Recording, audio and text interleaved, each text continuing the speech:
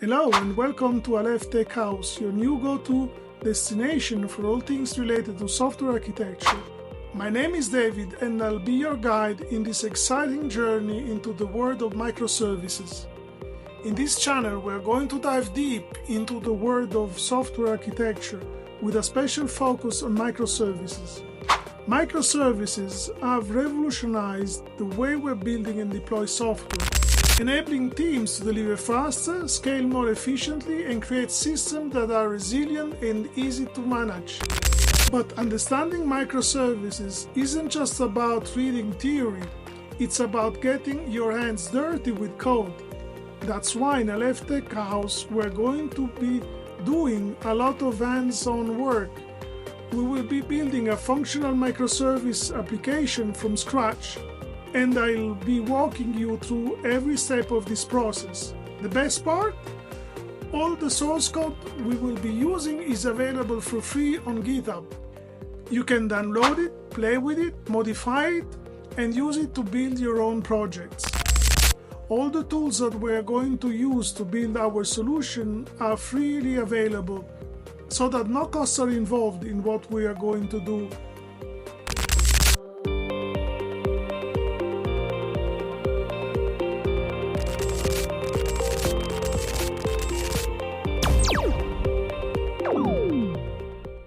The evolution of software architecture has been marked by several stages, each representing a shift in how developers think about designing and structure software systems.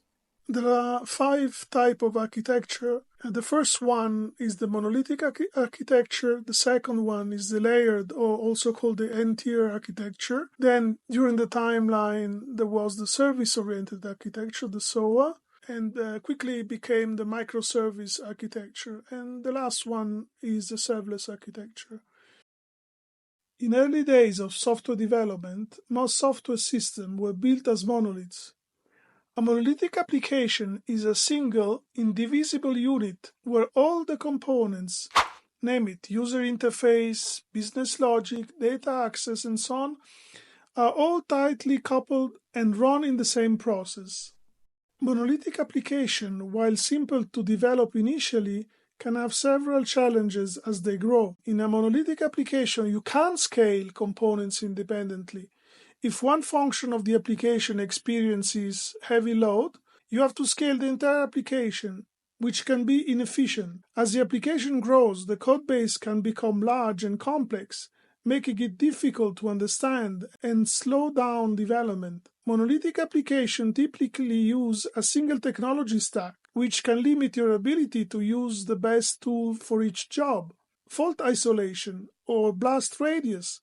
If a single component fails in a monolithic application, it can bring down the entire system. Deploying a monolithic application can be complex and time-consuming, as a small change in one area of the application requires the entire application to be redeployed.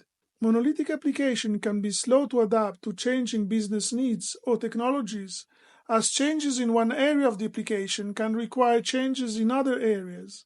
Remember, while monolithic applications have these potential drawbacks, they can still be the right choice for a small, simple application or when you need to quickly prototype and validate an idea. In an N-tier architecture, the application is divided into tiers or layers, each with a specific responsibility. A typical 3-tier architecture might consist of a presentation layer, the user interface, a business logic, and a data access logic. The main advantage of an N-tier architecture is the separation of concern, which can make the application easier to understand, develop, and maintain. Each layer can be developed and tested independently, and the changes in one layer should have minimal impact on the others. However, N-tier architecture can be more complex to develop and deploy than a monolithic architecture, as you need to manage the interaction between layers.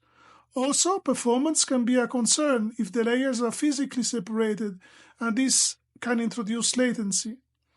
In summary, the choice between a monolithic and N-tier architecture depends on the specific needs and constraints of your project. This architecture suffers the same problems as a monolithic application at runtime. For instance, in a .NET web application, all DLL that the application depends on are loaded into the same process space when the application starts, which means the system DLLs coming from .NET Framework and the custom DLLs that are developed as part of the application are run together, thus creating scaling problems. Service-oriented architecture, or SOA, is a style of software design where services are provided to other components via communication protocol over a network. The key principle here is to break down large monolithic applications into smaller, self-contained services that communicate with each other. Service-oriented architecture evolved into microservices for several reasons. Fine-grained services. Microservices are typically smaller and more focused than SOA services. This fine-grained approach makes microservices easier to develop, test, and deploy independently. Decentralization. Microservices emphasize a decentralized approach to data management and service governance, which can lead to more flexibility and resilience. In contrast, SOA often relies on a centralized enterprise service bus. The rise of DevOps and continuous delivery practices are driven the adoption of microservices. Microservices can be developed, tested, and deployed independently, which fits well these practices. Containerization. The advent of container technologies like Docker made it easier to develop and deploy microservices. Containers provide isolation, are lightweighted, are started quickly, which all are beneficial for microservices. Microservices are a good fit for cloud environments, where you can take advantage of managed services and scale out easily. Scalability. Microservices can be scaled independently based on demand for specific services, providing more efficient resource utilization. The latest trend in software architecture is serverless computing, where developers build and run applications without having to manage servers.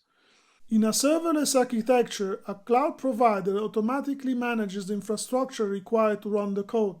Developers only need to write the functions that respond to events. Remember, while microservices offer many benefits, they also introduce complexity and are not the right solution for every problem. It's important to consider the trade-off and choose the architecture that best fits your specific needs.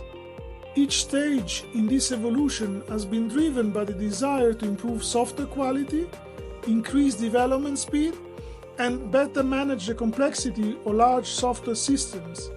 The best architecture for a given application depends on the specific requirement and constraints of the application.